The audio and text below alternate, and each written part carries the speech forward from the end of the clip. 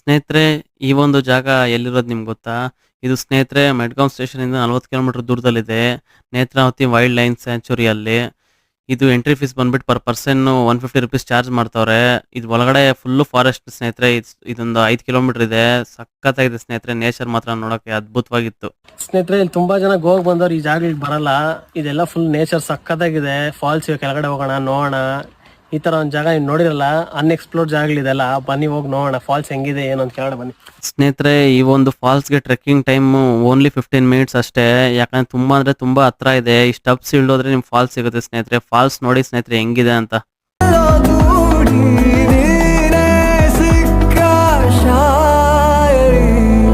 ಸೋತೆ ಹೋದೆ ಸೋತೆ ಹೋದೆ ಸೋತೆ ಹೋದೆ